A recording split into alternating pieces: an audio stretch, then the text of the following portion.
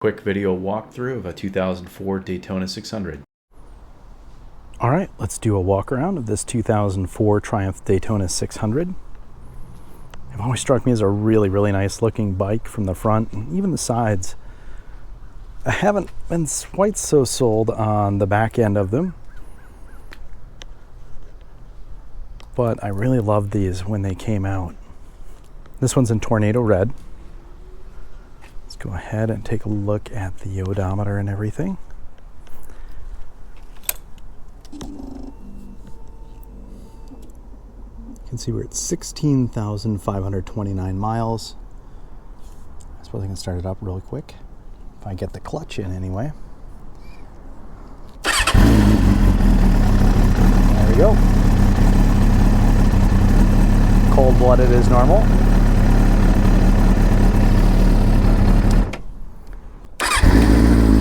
All right, here we go. She's idling really low right now, but let's take a look. 12.85. It's up a little bit, but let's go ahead and give it a little bit of RPM. Oh, she's cold-blooded today. And you can see it jumps up there, 16.7, or sorry, 13.7, 13.8. So you can see, boy, she was cold-blooded today. I just swapped the battery, so I think it was a little bit confused. Anyway, that is the scoop with this. You can see that the voltage regulator is working properly and the stator is working properly. Just wanted to show that to people in case they were concerned about this. It is a cold start. It was ridden earlier today, so it's not like it's freezing cold. So let's see how she handles everything.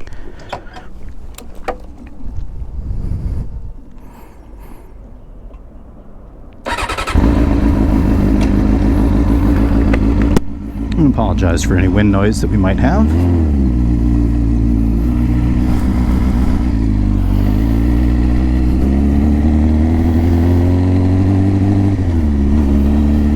And I can tell it is a little bit cold.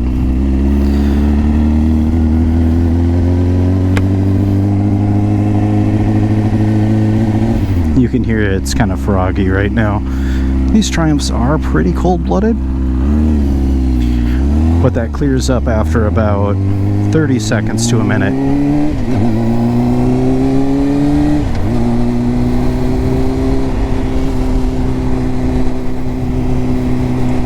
In fact, as soon as you see the temperature start coming up on it at all, it usually starts running nice and smooth. Now, I do think these bikes got a bad rap. Some people had problems with, well, electrical problems. But the big issue with these bikes is actually the voltage regulator. And from the factory, Triumph had just junk. I'll be blunt. Those voltage regulators were junk. And in fact, Triumph couldn't even solve the problem. And so they went to a Yamaha part. So they went to a Yamaha YZF R1 voltage regulator, and Triumph created their own factory harness for it. And the factory harness they created, they just took that R1 voltage regulator, they slapped a Triumph sticker on it and said, hey, it's ours now. And that did solve the issue. Unfortunately, most of the time what you'll see is that these things eat stators. And that's not exactly true. The voltage regulators, when they fry out, they put a huge load on the stator, and the stator fries out in the process. This bike does have a brand new stator, an upgraded one, and it does have the Yamaha voltage regulator and the Triumph factory harness.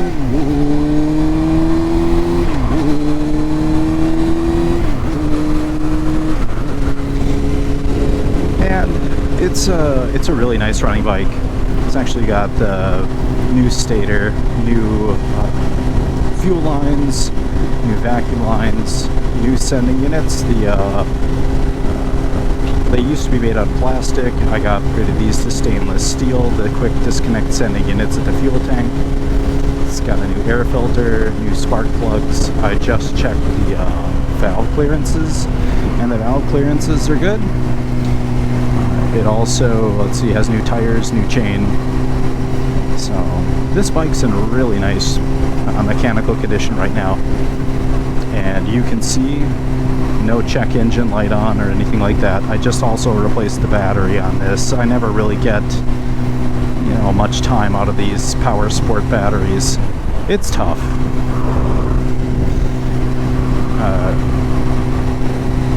But as far as the bike, you can hear it's already, you know, throttle response is right there, even in top gear. And you can also tell, I'm gonna knock it down a couple gears here once we slow down, and I'll give you a hard pull in third gear from a pretty low speed. Little things you pick up for riding on these bikes after a while.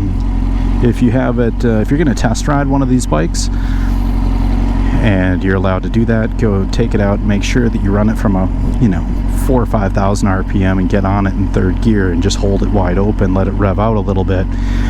If there's any problems with the clutch, it'll probably show up right there, third or higher gear, under wide open throttle, under a big load.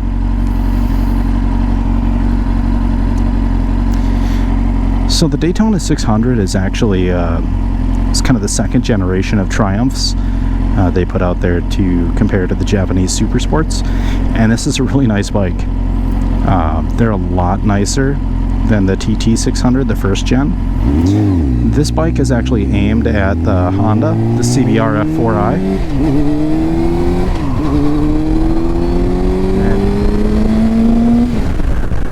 And so you can see right there, no slippage, clutch is great on it, everything runs really nice, it's nice and smooth.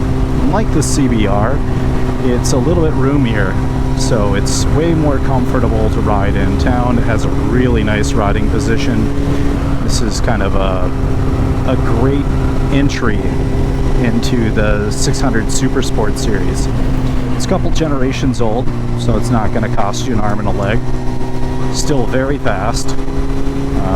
You're not going to outrun an R6 with it, but it'll hold right there. These bikes were a little tick off the pace versus the Gixxer 600 and the R6 on the racetracks, but they handled just as well, if not better, and they had great brakes.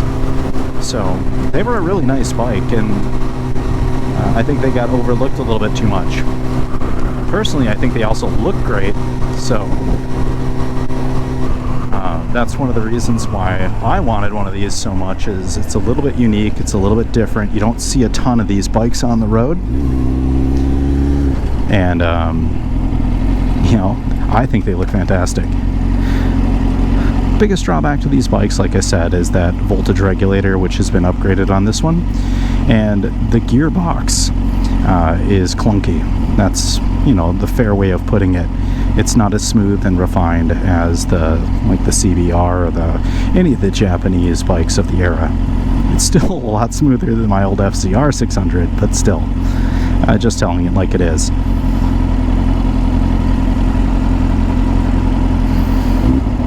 I've owned this bike for, what, 10, 12 years? It's always been a nice bike to own.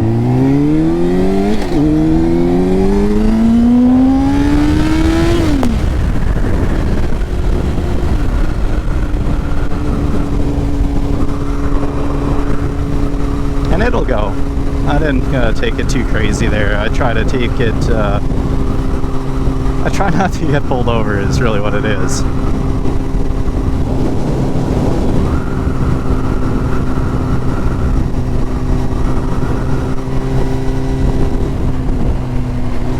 But it'll scream.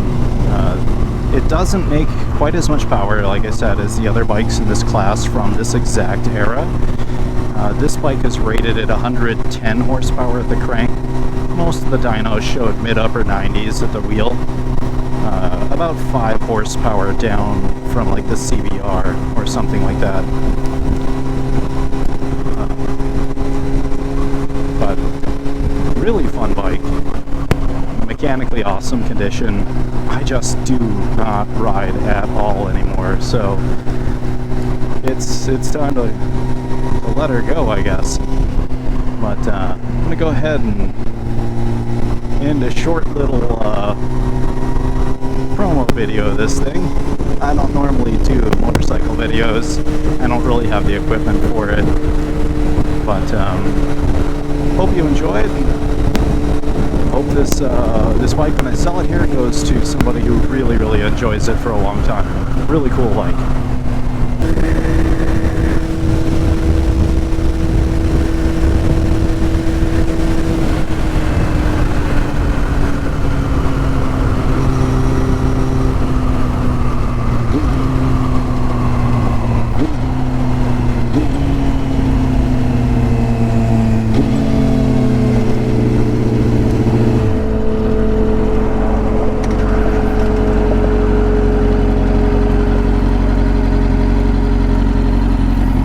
Looks like I'm still recording, so I guess we'll go with that, the old GoPro. And here we are, idling really nice and stuff. Like I said, I don't know of any problems with this bike at all. It just runs good and it's fun to ride. I should have probably ridden it more, then I wouldn't be getting rid of it, I guess. But I also have to upgrade all of my gear. It's starting to get old.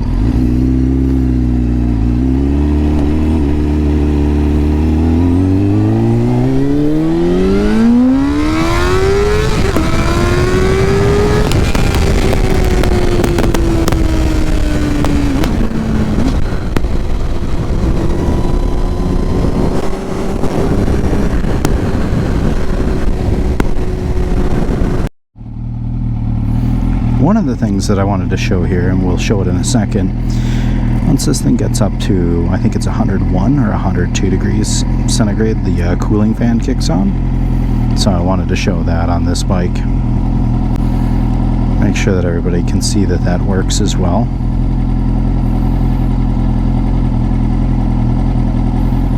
But, it really is a really nice handling bike. They turn really well. They turn in really nice. It's a smooth ride for the era 600s. So like I said, this is a really nice bike for somebody who's gonna take it out and ride it a lot, especially around in the cities and all that kind of stuff. As far as fuel economy, this one I think I got about 50 with it.